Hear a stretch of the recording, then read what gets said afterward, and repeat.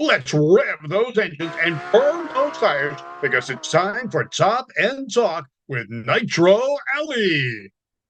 Thank you, Bob Beck, for that introduction, and welcome everyone to Top End Talk with Nitro Allie. I am your host, Nitro Allie, and I am so excited to be here with my dear friend and star of Street Outlaws, No Prep Kings, John Poole. John, thank you so much for joining us tonight. You're welcome. I'm so Glad to be glad here. that you're here, and we're going to kind of get right to it because I know we got a lot of ground to cover. You got an amazing story that I'm really excited for everybody to hear about. But go ahead, just first tell us a little bit about you, where you're from. Well, I'm originally from Huntsville, Arkansas, but I live in Linwood, North Carolina, about 35 miles north of Charlotte. And, just been racing my whole life pretty much, and drive truck, and that's all I know. Awesome. Awesome. So where did your love of motorsports begin? Uh, Back in the early 80s, I guess I was about like 10 years old, started racing go-karts. That's how I got my start, was racing go-karts at dirt track. That was pretty big here in the area at the time. And that's just one thing led to another, and that's the way as you get older, you move up and move into different things. And then we started drag racing motorcycles. That was a thing for a while. And then, of course, I have multiple sclerosis, so my family and friends was concerned about me being on a bike, drag racing. I laid one down or something, and so we moved over to cars. And that's how we got to where we're at today. Awesome. Awesome. But so now you're involved with the No Prep Kings. And for those of that are watching that aren't really exposed or been living under a rock, what exactly is No Prep? What does that mean? No Prep Kings is it's in a controlled environment at a track, but they do not prep the surface. The surface is if anybody knows about drag racing, they prep it with rosin and stuff, make it stick where the tires will stick to the track. This right here is close to street racing as you'll get without being on the street. Awesome. And now what led you to Street Outlaws and the No Prep world? Well, we bought Roxy out of Arizona, and we would debut her at ZMAX Dragway here in Charlotte at ZMAX, and we kind of just one thing led to another, and they was running Darlington 2 weeks later at No Prep Kings was running in Darlington in season 4, and we went down there and gave it a shot, and we run against Eric Bain that night, and we actually outrun Eric that night. And the crowd took a liking to us, and we met a lot of fabulous people there. I met Disco Dean there, and we become friends after that, and it was just awesome, and we've been there ever since. Awesome. Now, the TV show, in your opinion, it's significantly helped the No Prep type of racing, correct? Yes, I think so. I ain't gonna sit here and tell you I ain't done it. I've been out here on the streets. I've raced. I've done it. Got the T-shirt. But as much traffic's out here and the horsepower that people are putting to the cars in the streets, and you got telephone poles, and you don't know who's going to top the corner. It's dangerous, and it's just really dangerous. And No Prep Kings brings it to a safe environment. Oh, I love that. I mean, and one thing to think about is, we have an entire generation of racers now, an entire generation that has come from Street Outlaws, and the foundation of that genre of racing that has evolved from Street Outlaws into the No Prep world has increased exponentially. I mean, and that's huge. Did you ever think when you started all this that you would ever be a part of such an influential movement in motorsports? Honestly, no. I mean, when we started in season 4, and we went to Bradenton for the finals, and they had a thing back then called Team Attack. So we run Future Street Outlaws, and they picked out as futures that got to run against the invitational drivers, and I was lucky to do it. And then we done really good there, and we was just beginning then with the car, and it was just overwhelming, just the fans and the camaraderie and the racers, and it was not one thing, it's all of it, and that's what made it very special for me. Awesome. Now, in the beginning of the show, like you said, it was held on the streets and essentially it was street legal race cars. And now, for various reasons, things have changed. Events are held at the racetrack, and I'm all for the safety, that. But we're also seeing a change in it's not just the souped up race cars that, average Joe has in their garage that they're trying to race. We're seeing these $250,000, $300,000 pro mod cars now running, essentially street legal type events. What are your thoughts on that evolution there? Well, it's got its pros and cons. So, I'm not going to knock anybody for, excelling and going forward with their racing career. Not, I would never knock that down. I always support that. But, what made Street Outlaws, I can speak for me and my family and my fan base around, was what attracted us to that was that, you could have a hot rod and go to the racetrack and race, against Street Outlaw, but now it's got evolved so much, and to the point, they're running in the threes, mid threes, and your average Joe can't even compete with that, and so they kind of got away from their, I guess, base, where they started at, and I understand people want to see fast cars, I get that, but for the average Joe out here or the working man, I mean, it's hard, all the traveling you do, you're gone a whole year, running the circuit. I mean, it's not just the money as far as building a car, but your travel expenses. We run Las Vegas, we run Firebird, Colorado. We living over here on the East Coast. That's a lot of traveling, and the expenses. So it's got huge on that aspect because they're trying to get to everybody, and I get that. But I think they need to go back to somewhat of the basics, not all the way, but back to where you would have more, give newer drivers opportunity, where you're not seeing the same people week in, week out doing the same thing, because that's about what it is now. Right. Any thoughts on developing a new class that might, just kind of bring it back to the roots? Well, I would like to see a class, we're at 2,800 pound, 3,000 pound car, which is your average street car. Whether you want interior in it or not is irrelevant to me. I don't have to have cloth seats in my car, to make it, a drag car. You know what I mean? But make it all small block from the firewall forward. It's got to be a stock suspension. You can back half it for safety reasons. Roll cage, back half it where you get traction. With a 4-link. But other than that, just make it basically a hot rod. Go back to making a hot rod. That somebody could build and and at least have a chance at it. Where you're not competing against a 2,100 pound car. Right. Because they take these Fox bodies, they gut them like a beer can, and they put a souped up motor in it. You're in a beer can, weighing 2,100 pounds, and your average car here is going to weigh around 3,000 pounds. So make it more competitive. Absolutely. And kind of bring it back to the average Joe can compete as well. Yes, 100%. I think that's a great idea. Now, you kind of talked about different regulations and different things there. And I know just, NHRA, they have their rule book on this, that, and another thing. Does the no prep world, do they have rules, regulations? Where's it come from? They got a committee, which is, run by the drivers, they pick out certain drivers on a committee and they set rules every year. You get your rules come out and you got to abide them guidelines, the weight classes, horsepower, safety regulations, wheelbase, all that is all done every year. Rules come out.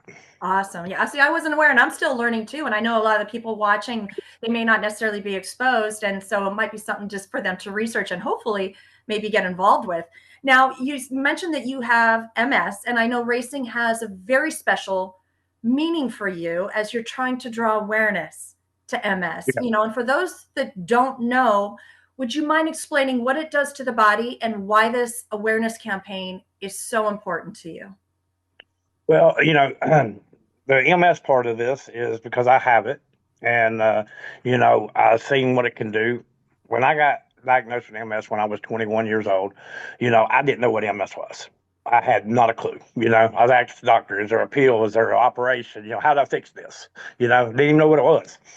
And here I'm 52 years old now, and I see people still are just like I was at 21. They have not got a clue of what it is, and it affects you like fatigue when you get hot. It affects you with fatigue.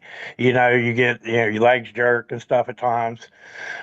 Real cold, you get hurt and stiff. Stiff as a board, all that. But you can't never give up. You got to stay positive. Stress affects you. I mean, there's just so many. But you can have 10 people that have MS, and not be 10 different the way their body handles it. But it affects your nervous system, is what it does.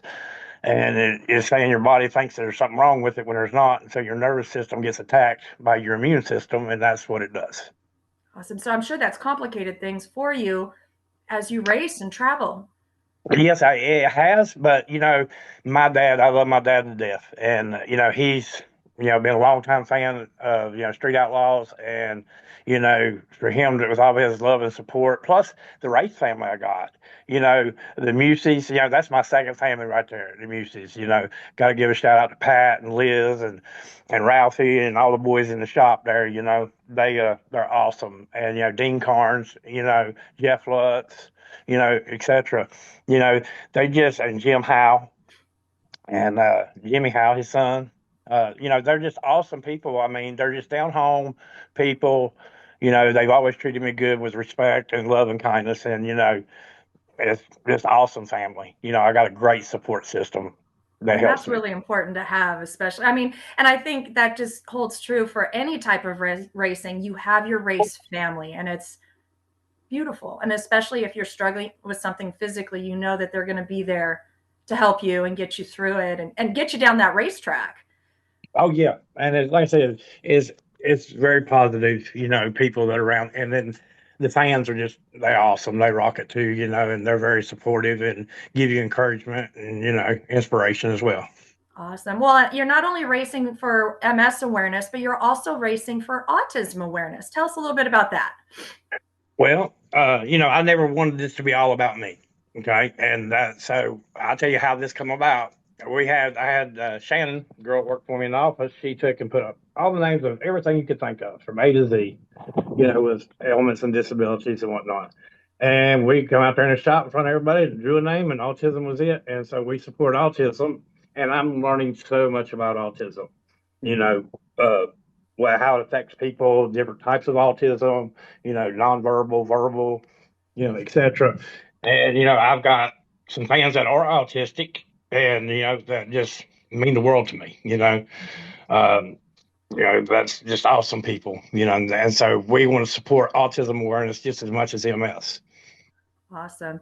Now, I'll get into the details a little bit in a minute on Roxy, because I know all the guys, all the gearheads want to hear about that. But you do something very special with signing the door in your car. Would you mind sharing how that started and what that's all about? Well, we was at Virginia Motorsports Park in Virginia, and the NPK event, and a boy and his father come up, and they bought some shirts from me.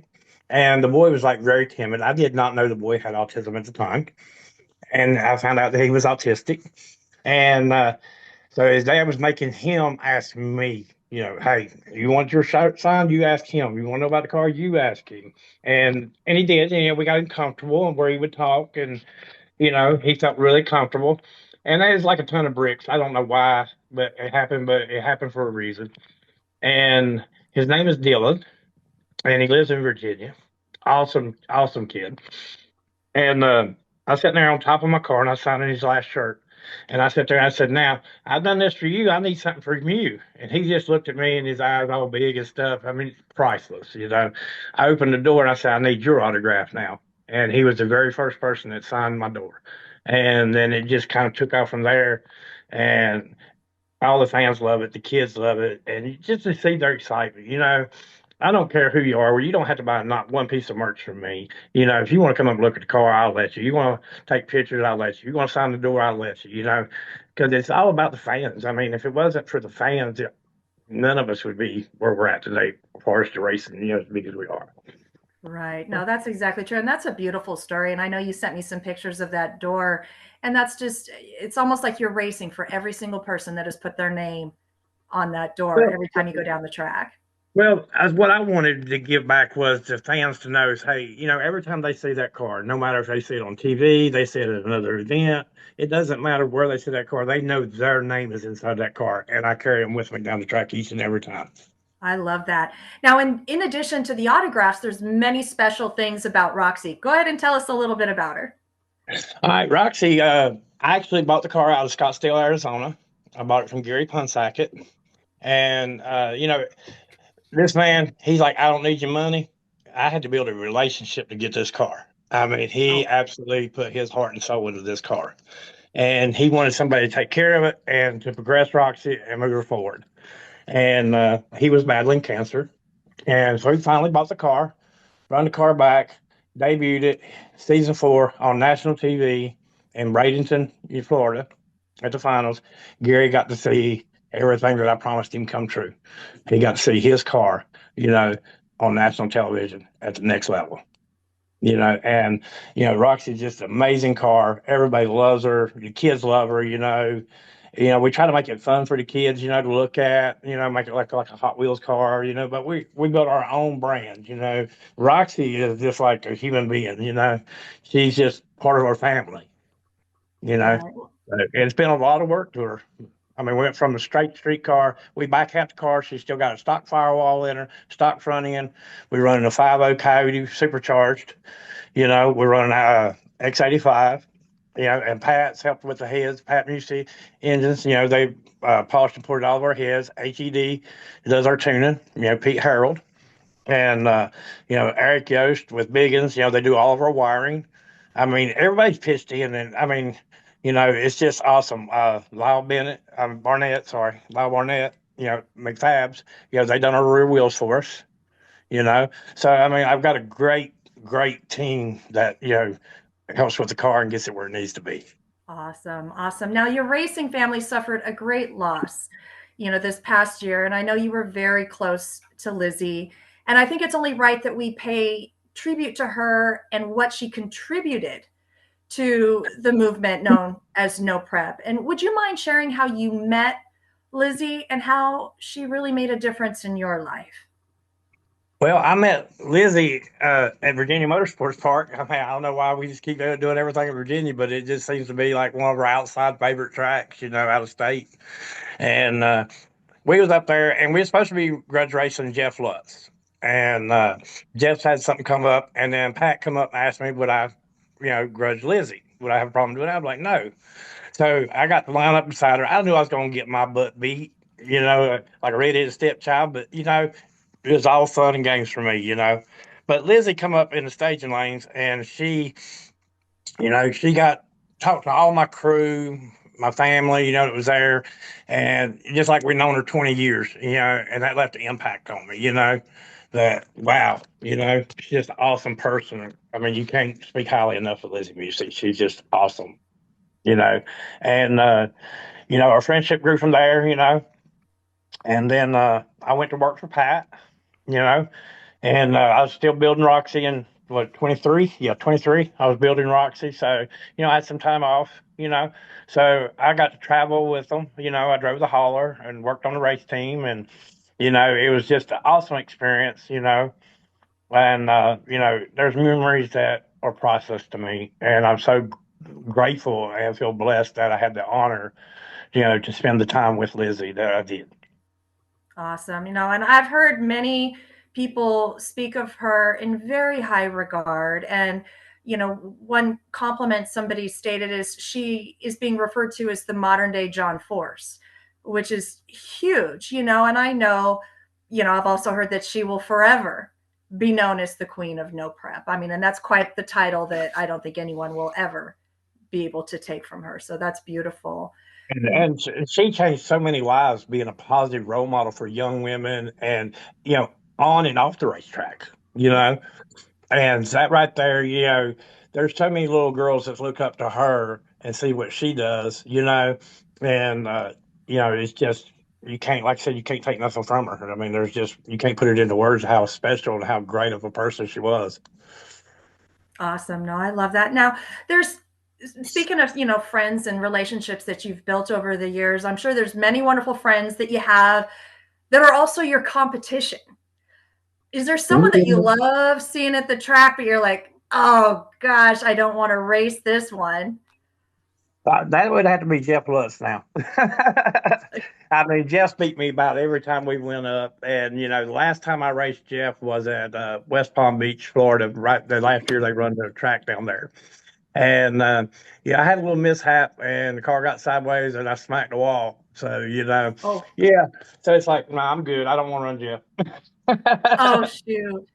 But those are So, fun. Those are fun little grudge matches to have where you love your friend, but you're just like, you don't know want it's to do coming. it. Yeah, you know it's coming. Yeah. So, yeah. Yeah. But then you can have a beer at the end of the night and still laugh about it and, help each other out, which is a beautiful part of Oh, racing. yeah.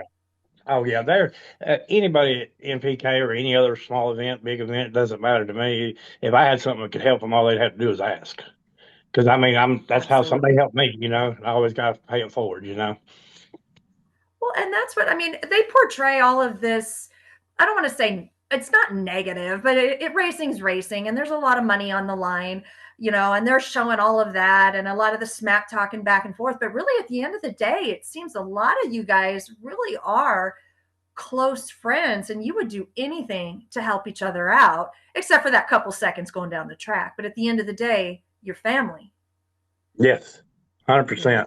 And it's that way. I've noticed that, like I said, I started out in go karts and then I've done dirt track racing and then drag racing and motorcycles. It's that way at any race family, whether you're racing Friday night races, at your local track or the big events at ZMAX or, somewhere like that, it doesn't matter. You just build that bond. You relate, and you understand. Hey, I'm out, but this guy needs my carburetor. I'd pull it off and give it to him in a second. You know what I mean? If it would help him progress forward. You know, that's just the way that's the camaraderie you get in racing. Well, I think it's a mutual respect too, that everybody's been there and what goes around comes around. And, there might be that time that you need a helping hand. So, do unto others. I think we saw that this year just in the pro ranks. I remember it was Ron Capps had helped JR Todd get down the track. I mean, it happens everywhere. And I think sometimes people are taken back going, but that's your competitor. So, but there's this human decency and human kindness factor that good karma will come if you do good to other people as well. And I think I see that a lot, in the no prep type of racing. Well, I'll give you a prime short, quick example. In season 4, when they started down there at Darlington, I didn't know you had to have an engine diaper. Like I said, I was new to the car side of it, and they said you had to have an engine diaper. I'm like, well, I ain't got one of them, Well, I couldn't pass tech. So we didn't know. You got to understand, at this point, we didn't know none of them except for seeing them on TV. I didn't know them personally. And my daddy walked over to Dean Carnes and asked him, hey, you got extra engine diaper we could borrow? Now, he didn't know us from Adam's house cat. And he's like, sure, just bring it back to me at the end of the night. And if it hadn't been for Dean, we wouldn't have never progressed from there. We'd have had to load up and go home, because we couldn't pass tech. And, Dean saved the day. So I always hats off to my buddy Dean. Well, hopefully I can get him on the show one of these days too. But again, there's so many things. Everything's a handshake deal, and you are true to your word. You give your word. Like he let you borrow that, and then you gave it back at the end of the day. And it's just there's so much integrity in this, and it's such a small community that if you do somebody dirty, word's going to spread real quick, and then Oh, you're yeah. just done. Oh, yeah. You 86 yourself real quick. Real Yeah. quick. Now, is there a special race that you've done that really stands out as memorable in your mind? It would have to be when we done in Virginia, where we actually met Lizzie for the first time. I mean, that day was priceless. We met Dylan for the first time.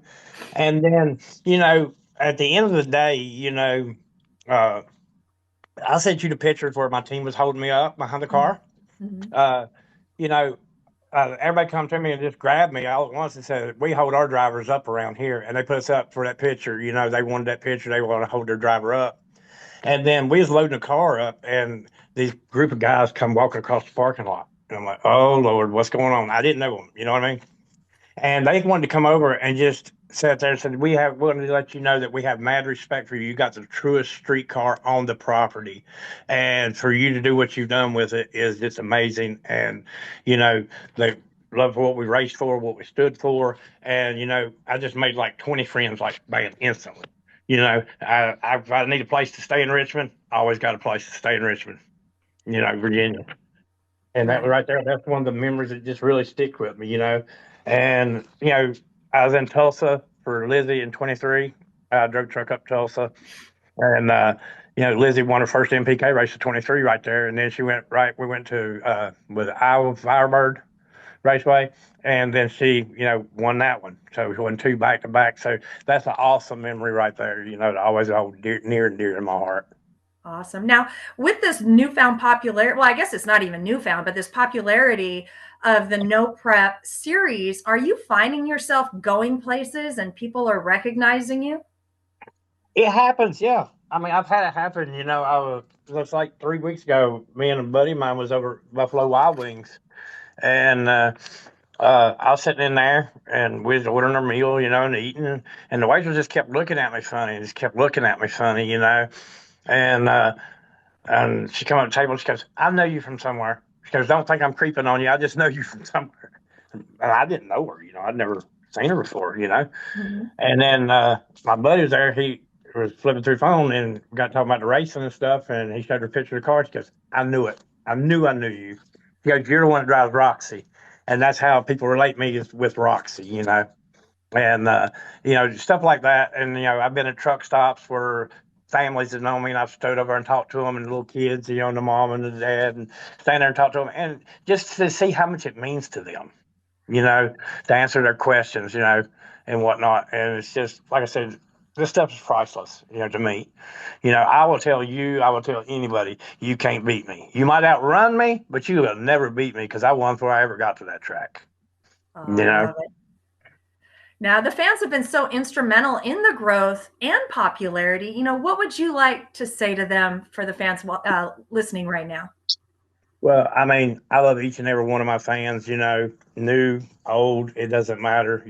Every one of them means something to me. They each hold a special place in my heart. And like I said, without them, we wouldn't be where we're at as our race team. And, we just want them to know that we really appreciate them. That's why, you come to our pits, we never turn nobody away. If I'm working on the car, I might tell you, hey, come back in 30 minutes.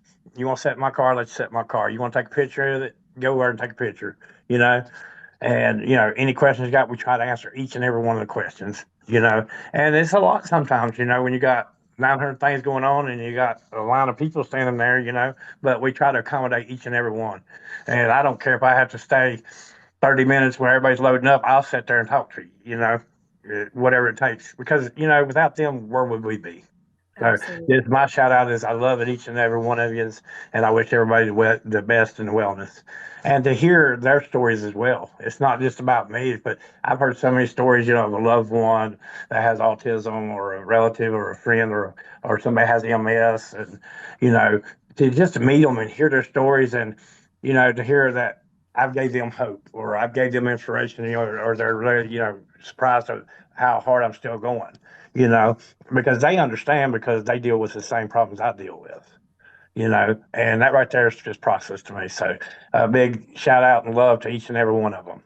And essentially, hey, you always have time for your fans, and you've always been, and it seems that everyone's very approachable at the track, and you do make time for them. And I think that's really a fundamental um, way of growing is that you are accessible and relatable, and you had humble beginnings, So I think that is a very special quality to have as a racer in the public eye, that you do make yourself available like that. Well, I'm never going to forget where I come from. I mean, I live in a double wide trailer. My shop's got half concrete, half dirt. That's where we built Roxy, in a dirt floor shop. Uh, you know, I don't care if I won a gazillion dollars and was one of the best drivers in the world. I would still be the same person you see right here before you. I've been on TV. I've had money, I've lost money. It doesn't matter. It's about living each life to the fullest, knowing what you can change and staying positive. I love it. I love it. Now, what can we expect from you and your team in 2025? Well, right now, we're trying our best to run a full season this year, you know, God willing, and the creek don't rise, we're going to do it. We're kind of playing back and forth. NPK hasn't come out with their schedule yet. So we're still like, up in the air with that. But I've got a backup plan, PDRA. You know, I've been checking PDRA out. They got a lot of classes that are compatible that I can fit in, and I know Tommy Franklin and them, and Pat's, up there with all his cars, and then Marcus Butner and Jay Cox and all them. So I mean, I do know people there, and it's something that we might try to mix up because there ain't but like 8 races for PDRA on that one series. So it might be something that we could kind of do a little bit of both this year, a little MPK and a little PDRA. Awesome. Awesome. And hopefully you'll be making it out to the West Coast side a little bit for us. Yeah, I mean, I'm going to try this year. I'm going to try very, very hard this year to beat Vegas. Don't know what time yet, but I don't care if it's a Friday night race. They got a schedule just like everybody else does. Right. But that Vegas is one I want to do again.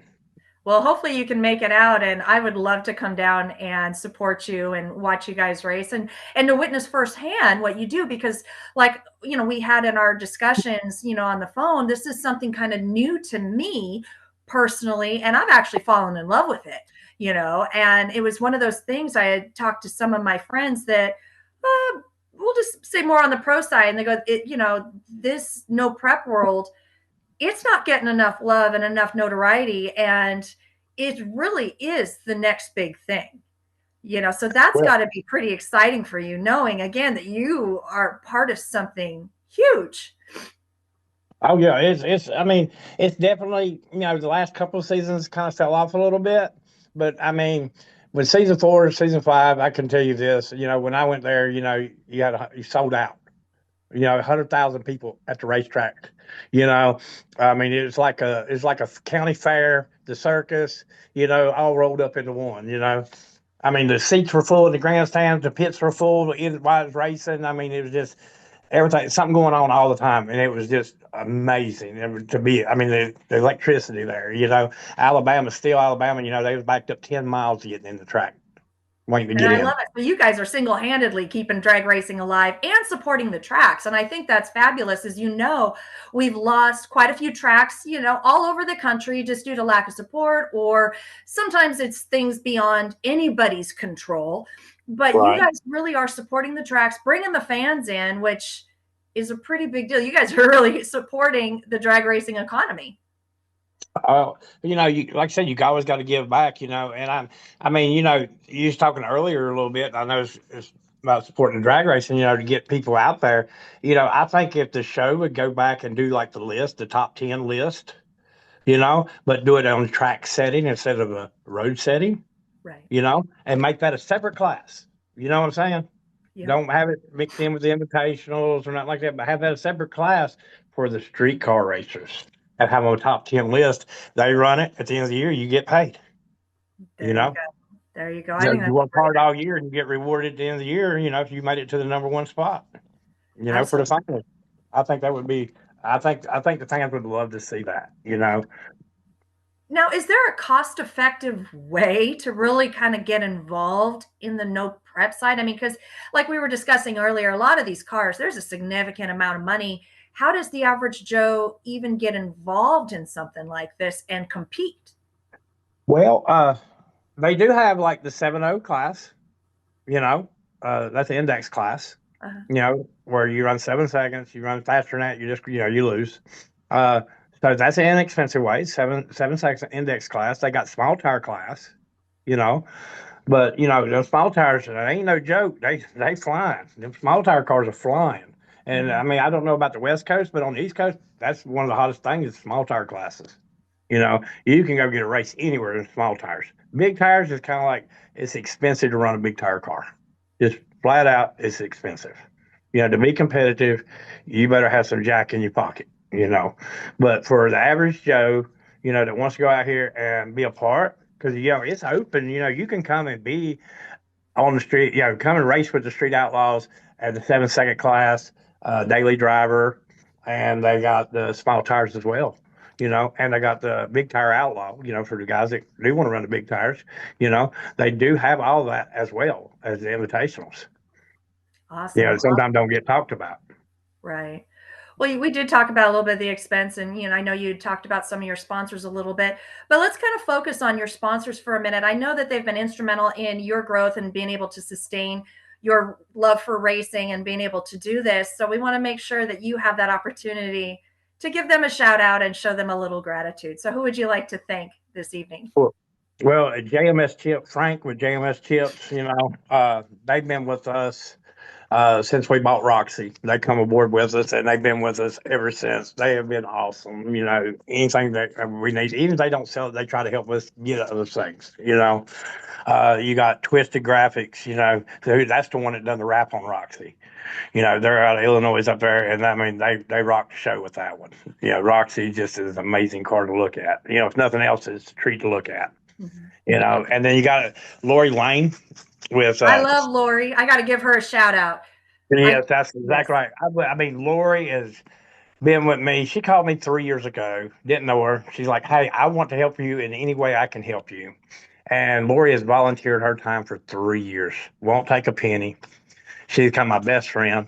She is awesome. I mean, that's my right hand right there. I mean, she promotes us. She gets us out there. She's even said it neat. She got a 336 Mafia Roxy tattoo. Yes, she ain't got tatted. She got a Roxy tattoo. So, much love for Miss Lori and her family. Jeff, her husband, is just an awesome dude. And Lori, and Jeff, they got their own little drag cars. Yeah, they got some drag cars. And so, I hope to see them out there one day, and I'm going to make it out there to meet them. And, hopefully me and Jeff can throw down a little bit. And then next time I'd like to thank, Edelbrock, for their support. They've been with me for about 4 years now. They do all my supercharged, stuff on the car. And then, VP Fuels as well, they're right there. And then, of course, Pat Busey Racing Engines, for all the machine work and love and support that they give me, I can't thank them enough, Awesome. Now, if people want to follow you, in your journey through racing, where can they find you on social media? Also, one more shout out to the sponsor, because I about forgot it because I got so much on my mind right now. Sure. Is M&O Transportation.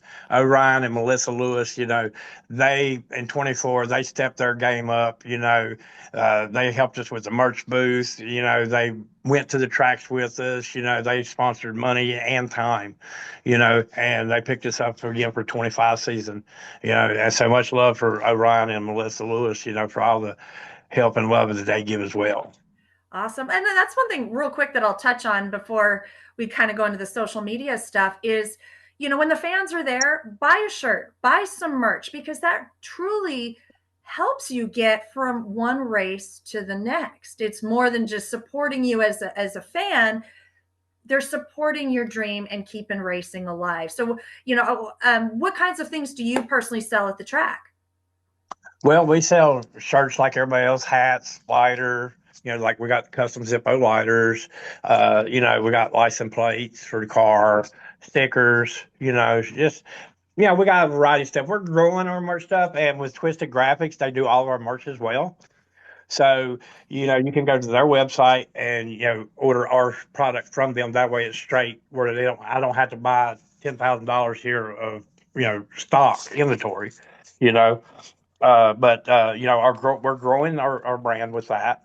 And, but also one thing that, we hadn't touched base on there, you're right. Without merch sales, it does help me get from one track to the next. Without it, I couldn't do it, but it don't just help me, because we give back to the MS Foundation, and we also give to Autism Foundation. And, we try to give back to that every year. We give a percentage of our winnings and our merch sales. I think that's wonderful. So the fans are helping nonprofit organizations, and they're helping keep racing alive just by buying a t-shirt. So guys, if you get the opportunity, you're spending, $15 on a corn dog at the track, just go spend a couple extra bucks, support the race team, show, your support for your favorite racer as well, and help them get to the next race. And I know you guys would autograph it, no problem, without hesitation too. Oh yeah. Anything they want. Absolutely. 100%. So let's go ahead and go into the social media. Where can they find you, or do you have a website? Or well, I am not computer savvy. I'll just go ahead and tell you that now. I'm old school. It just is what it is. No Prep Elite, Lori Lane, she does it's Lori Lane, No Prep Elite, anything drag. You can reach me there, 336 Mafia on TikTok, 336 Mafia on Facebook, or John Poole on Facebook, and I try to answer everybody, that I can. And, it might be a day or two before I get back to you, but I usually try to get back to everybody, if they want a question asked or something, I try to, get back to them as soon as I can. But we're on Instagram, I think. Yeah. Yeah, we're on Instagram too, 336 Mafia and John Poole on them as well. Awesome. So guys, make sure to follow John on all social media platforms, and, support him, throw him a like, throw him a heart, throw him a follow, and just watch his career. Cause I know that there's going to be some great things happening for you, not only this year, but in the coming years as well. And I know everyone's going to be excited to see Roxy go down the track and kind of give you the applaud that you deserve, as you go on down, especially those kids with the autographs on that door. Well, one of the last races we run was JJ Arm Drop up here in Greensboro. JJ out of Memphis, Street Outlaws. Mm-hmm. We run that series as well. And so we went up there and done that. We lost, but that's the first time that car's ever been at that track. A lot of locals, in my home state, about 50 miles from where I live. And you wouldn't believe it, we sold out of merch that night. Everybody went crazy over Roxy. They just had to have something that said Roxy on it. They just loved the car, the kids, and they just loved it. And that night we sold out of merch, and that was like an amazing night. It wasn't about winning, it wasn't about losing. It was just about they loved that car, and what it represents and what it means, and it means a lot to me as well. Awesome. Awesome. Well, thank you, John, so much for joining me tonight and for sharing your story with everybody watching. I truly appreciate that. Well, I appreciate you having me, and it means a lot. Thank you. Awesome. My pleasure. My pleasure. And thank you, everyone, for joining us tonight. Remember to go out and support your local drag strip, your local racetrack. Bring a friend. Let's keep racing alive together. And I'll always say, God bless you. God bless America. God bless our military and first responders. And I'll see you next time on the top end. Good night, everybody.